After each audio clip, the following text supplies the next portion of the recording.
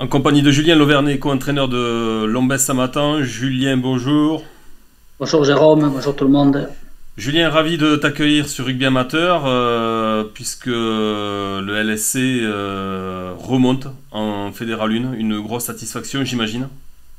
Oui, bien entendu, on est très content, on est très satisfait de cette situation sportive-là, même si, comme certains et nombreux de mes confrères entraîneurs, on ne peut forcément se réjouir aujourd'hui d'une situation que l'on traverse vu le contexte que subit le pays.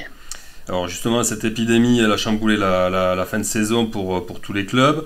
Vous terminez à la deuxième place, derrière Auch. Une poule 6 dans laquelle il y avait 4 équipes gersoises, ce qui prouve quand même la bonne santé du rugby gersois, puisque vous allez rejoindre également Florence qui est en Fédéral 1. Ça nous promet, j'espère, de beaux derbies pour la saison prochaine. Donc c'est quand même une deuxième place qui est forcément satisfaisante pour un club et une équipe qui, est-ce qu'elle visait la montée en début de saison dernière? Bien entendu qu'on est satisfait aujourd'hui. Et tu nous parles d'une seconde place. Oui, c'est une seconde place que l'on perd à la 17e journée sur un match que n'a pas joué Auch, qu'il a obtenu en péréquation, un match à Morlas qui n'est pas dit qu'il n'aurait été gagné par les Occitans. Donc Auch nous coiffe sur le poteau sur la dernière journée. Et puis voilà, bon, il nous restait un calendrier plutôt favorable. On devait les recevoir. Je pense que la première place aurait été jouée lors de cette confrontation à domicile. Voilà, donc oui, dans notre tête, sur un papier, on est second. Dans notre tête, on va dire qu'on est premier demi, ou on est deux équipes qui terminent la première. Et puis voilà, on ne fera pas de jaloux. Maintenant, pour répondre à ton autre question, la montée... c'est pas forcément évident de se fixer des objectifs comme ça en début de saison sans paraître prétentieux, mais dans un coin de notre tête, même si on ne l'a jamais évoqué. Voilà, la saison dernière a été une saison de rodage en Fédéral 2. Elle s'est terminée en 16e de finale sur match perdu à Mazamet. Mais on espérait, en ayant renforcé un petit peu plus notre effectif, on espérait mieux figurer cette année. Et mieux figurer cette année, ça veut dire... jouer un tour de phase finale de plus, et ce tour de phase finale-là, il accorde la montée. Donc, dans un petit coin de notre tête, on n'en a jamais parlé, mais notre effectif est compétiteur, le staff qui le compose est très compétiteur, donc ça restait dans un coin de notre tête en étant très modeste et très prudent par rapport à ça. J'évoquais la bonne santé du rugby gersois il y a quelques instants. C'est un avantage ou un inconvénient pour un club qui, comme Lombès Samatan, cherche à recruter forcément et à se renforcer? Alors ça dépend d'un point de vue, ça dépend de quel côté dans lequel on se place. D'un point de vue de nos dirigeants, bien entendu, qu'ils s'en réjouissent les babines. Et ils sont contents d'avoir plusieurs équipes gersoises dans les poules parce que, bien entendu, un club comme le nôtre vit des recettes de matchs, des avant-matchs et de toute cette trésorerie-là qui est induite par ces matchs-là. Donc, d'un point de vue financier, bien entendu, c'est très important. D'un point de vue sportif et l'entraîneur que je suis et le reste de mon staff, une abondance de bons clubs dans un périmètre réduit. Alors on compte le Gers, ça fait qu'il y a beaucoup de concurrence au niveau du recrutement, et bien entendu c'est difficile d'attirer des joueurs parce qu'il faut se partager la part du gâteau à plusieurs. Là tu me parles de clubs gersois, faut pas oublier qu'on est en périphérie très proche de Toulouse et que pléthore de clubs sont en Fédéral 1 aujourd'hui sur la région toulousaine. Oui, puis même il y a l'Île-en-Dodon qui n'est pas très très loin non plus et qui évolue en Fédéral 3 avec pas mal d'ambition, pas très loin. Oui, l'Île-en-Dodon, on peut en parler, bien entendu. C'est un club ami, et c'est un club ami qui nous concurrence, oui et non. Oui et non, dans la mesure où voilà, chaque année il y a un échange de joueurs qui se fait. Bon, il se fait hélas que dans un sens, du nôtre vers le leur. Mais oui, on a perdu de très bons joueurs qui auraient auraient pu figurer sur des feuilles de match en équipe 1 chez nous. Maintenant, c'est leur choix. Ils ont fait le choix de l'amitié, de la camaraderie et du copinage plutôt qu'un choix sportif. Et ça chacun voit midi à sa porte. C'est sûr que l'Île-en-Dodon, même si on reste très amis, que des conventions sont passées entre les deux clubs, ils nous concurrencent également à moindre mesure. Comment se passe le recrutement quand on est confiné? Écoute, je t'avoue que c'est pas évident. Il se passe un petit peu de la façon dont elle se passe et dont on se parle là. C'est pas évident d'attirer des joueurs et quand on ne les connaît pas, parce qu'on connaît, enfin, nous, on connaît des joueurs sur un papier. Si on les contacte, c'est qu'on a vu de leurs matchs, c'est qu'on s'est renseigné sur eux, mais eux ne nous connaissent pas forcément. C'est vrai que c'est pas évident de discuter avec quelqu'un par téléphone quand on ne le connaît pas et de trouver les bons arguments pour le faire nous rejoindre. Bien entendu, maintenant, on redouble d'efforts sur ça et puis on essaie de s'adapter. Il y a des moyens technologiques aujourd'hui qui ne sont pas ceux qu'il y avait quelques années en avance. Et comme tout le monde, on s'adapte et on utilise des logiciels comme Zoom, comme Skype pour les citer, pour essayer d'avoir un aperçu avec les joueurs. La Fédérale 1 a fait l'objet de pas mal de questions ces derniers jours, ces dernières semaines, à travers la nouvelle formule qui se présenterait, puisqu'il faut le dire au conditionnel. Mais en tout cas, il y aurait quand même 60 clubs qui participeraient la saison prochaine. On a eu diverses personnes qui sont concernées, qui nous ont donné leur opinion sur le sujet. Quel est ton point de vue par rapport à cette Fédérale 1? Mon point de vue, moi, il est mitigé, bien entendu. Aujourd'hui, je ne vais pas être insatisfait de cette reformulation-là de championnat qui nous permet d'accéder à au premier niveau amateur, chose que notre club a toujours ciblé, jouer au meilleur niveau que l'on puisse. Voilà, bien entendu. Donc on ne va pas critiquer cette formule-là. Maintenant, je rejoins les têtes de série et les cadors de cette poule. C'est vrai que de passer de 48 clubs à 60, ça veut dire premièrement pas de relégués. Donc les 8 relégables ne sont pas relégués. Ça veut dire 12 promotions. Dans ces 12 promotions, pas tous les clubs ont accepté ne l'ont pas forcément accepté. C'est-à-dire qu'aujourd'hui, ils vont monter pas forcément les 12 meilleures équipes de Fédéral 2, les 12 des équipes qui ont accepté. Bien entendu, on dira qu'on nivelle un petit peu par le bas. Ça dépend de quel côté on se place, mais ça a des avantages et des inconvénients. Après, tu me parlais de recrutement. Si on voit pour nous aujourd'hui, si chacun voit midi à sa porte, oui, on monte d'un niveau et de l'autre, c'est plus difficile pour nous. Je te le disais, tu me parlais des équipes gersoises. Je comptais à peu près, on va être une quatorzaine de clubs dans un rayon de 100 à 150 km aux alentours de Lombez-Samatan. Alors qu'en temps normal, si la Fédérale 1 était restée à 48 clubs, on n'en aurait été que 7. Peut-être on n'aurait pas été dans ces 7-là. Donc aujourd'hui, il faut se partager le gâteau et bien entendu, les joueurs que nous on contacte, ils ont été contactés avant par le FCTT, par Roche, par Florence, par Saint-Sulpice-sur-Lèze, par Pamiers, par tout le monde, par tous ces clubs-là. Donc ça me laisse un petit peu perplexe. Ça veut dire qu'au niveau financier, on est obligé d'aborder la question. Le recrutement se joue là-dessus aussi, malgré la situation que l'on connaît aujourd'hui, dont on disait qu'elle pouvait également abaisser les prétentions et de fait liées aux possibilités financières des clubs. Oui, c'est sûr que les propositions pourraient être abaissées, mais dans ce contexte-là, il faut savoir que le joueur de rugby amateur à la croisée des clubs professionnels et des clubs amateurs, les joueurs ne sont pas tous forcément plus réactifs.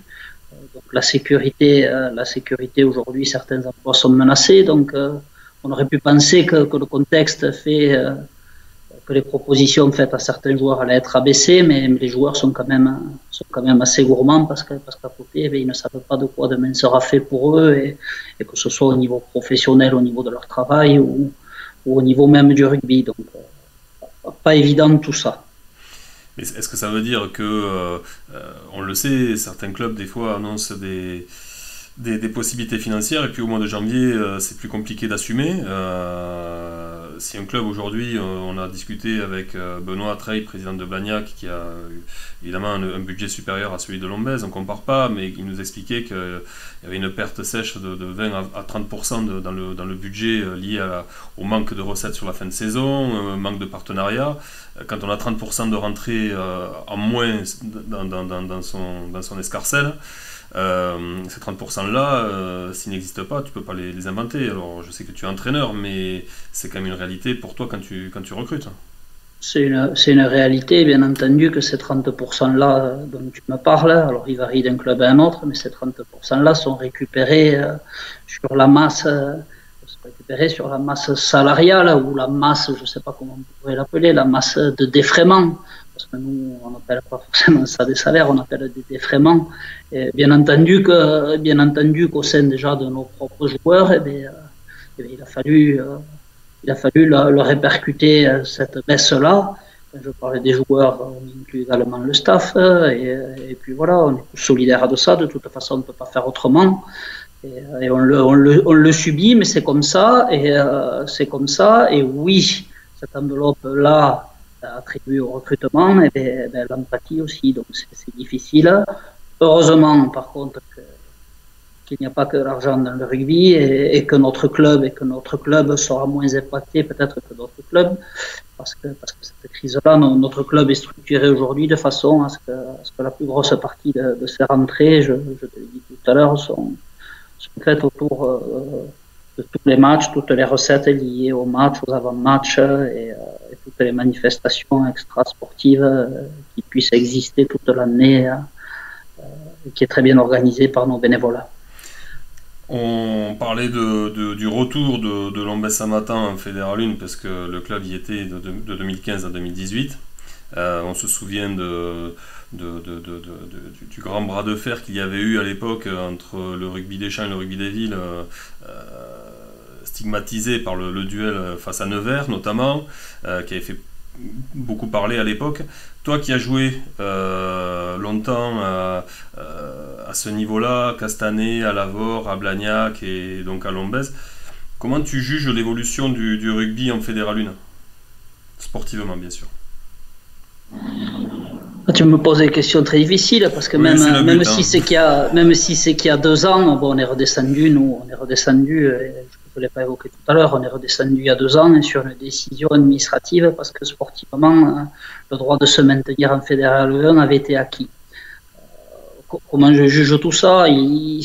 J'ai connu un petit peu, à travers mon passé de joueur, j'ai connu un petit peu toutes les formules de championnat de Fédéral 1. J'avais commencé à l'époque à jouer en senior à Balma, et c'était les prémices de la poule unique de Fédéral 1 qu'ils appellent maintenant, elle s'appelait à l'époque la promotion nationale. Ensuite, j'ai connu, en passant dans d'autres clubs, cette promotion nationale n'avait duré pas bien longtemps. J'ai connu la Fédéral 1 où tous les cadors étaient dans les poules, ça faisait des rencontres, tu l'as dit, et moi je me souviens d'avoir joué des Auch, des Nevers, à une certaine époque où ça piquait, des grands clubs, des Bourgoins même avec Lavore.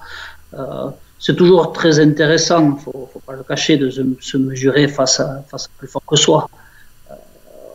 Moi je garde des souvenirs intarissables d'avoir joué à Pierre-Rajon, d'avoir joué dans des stades comme ça où je ne suis pas sûr qu'un jour j'aurais pu avoir la chance de jouer si les championnats n'étaient pas faits de telle sorte. Mon avis sur la Fédéral 1 aujourd'hui, et je rejoins un petit peu, j'avais écouté ce que disait Victor Labatte, c'est vrai qu'on fait se confronter des équipes qui sont professionnelles et qui s'entraînent 2 fois par jour, voire tous les jours, face à des équipes comme la nôtre, qui ne s'entraînent que 2 fois par semaine. Bien entendu, il y a un risque, il est dangereux, il faut le mesurer. Il y a un risque physique pour l'intégrité des joueurs. Maintenant, on connaît les tenants et les aboutissants. On nous propose, libre à nous d'accepter ou de ne pas l'accepter. À partir du moment où on l'accepte, je ne vois pas pourquoi on viendrait se plaindre de tout cela. Maintenant, voilà, pour répondre à ta question, le Fédéral 1, pour moi, aujourd'hui, reste quand même l'antichambre du professionnalisme et ça reste un bon tremplin pour des jeunes joueurs pour essayer de viser le niveau plus haut. Parfait. Julien, on te remercie beaucoup pour ce temps passé avec nous. On rappelle à toutes les personnes qui te voient sous un angle très sérieux aujourd'hui que tu nous avais régalé avec une interview décalée il y a quelques années qui est encore en ligne sur Rugby Amateur. On le signale vraiment comme ça. Hein. Donc pour tous les joueurs que tu iras solliciter, ils pourront voir l'autre facette de Giuseppe. Et donc on te remercie encore pour ce temps. Est-ce que tu as un dernier mot à rajouter peut-être? Ouais, j'aurais peut-être un petit dernier mot à rajouter quand même. Enfin, je te remercie pour cette interview en direct et je te remercie moins pour l'interview décalée parce qu'elle a été faite à une période où tu me la republies et je ne suis plus le même homme et ça fait tousser madame quand elle relit certaines choses qui pouvaient figurer dans cet article. Là, tu vas donner encore plus envie aux gens d'aller la lire. Merci. Bon, non, pour revenir sur ça, je voudrais dire un petit dernier mot parce qu'on a parlé de recrutement, on a parlé de tout un tas de choses et du Lombessa Matin Club. Voilà, aujourd'hui, on a bien entamé un recrutement. Ça ne sera pas de la course à l'armement pour nous, comme ça peut être pour d'autres clubs. Aujourd'hui, il faut savoir quand même que 90% de notre effectif a connu le niveau de Fédéral 1, ce qui n'est pas rien. Donc, si on acceptait d'y revenir, c'était avec une grande réflexion et c'était avec certaines certitudes. Aujourd'hui, on est en train de peaufiner tout cela et d'ajouter des touches poste par poste sur des postes bien ciblés. Voilà, moi j'espère que la future saison sera riche en émotions et riche en victoires pour nous. Je ne prétends pas essayer d'être le Moléon de cette année dans la poule 3. Par contre, voilà, si on peut essayer de se jouer un petit mini-championnat entre 5-6 équipes qui seront à notre portée, et si ça donne envie à certains auditeurs qui vont écouter ça et qui se manifestent et qui reviennent vers moi. On n'a pas les prétentions salariales de certains autres clubs. Par contre, on a tout un tas de choses qui ne sont pas quantifiables ni inestimables et qui valent bien plus cher que toutes les propositions qu'on pourra leur faire à droite et à gauche. Donc, je me tiens à leur disposition s'ils veulent discuter avec moi. Je te remercie, Jérôme. Avec plaisir, le message est passé. Et puis on précise que les magrets sont à prix coûtant pour les joueurs qui vont signer à Lombessa Matin, je crois. Bien entendu, je pense que si tu étais joueur, ça aurait été la première des choses que tu nous aurais négocié. Merci beaucoup, Julien. À très bientôt et on se revoit vite, j'espère, pour la saison prochaine.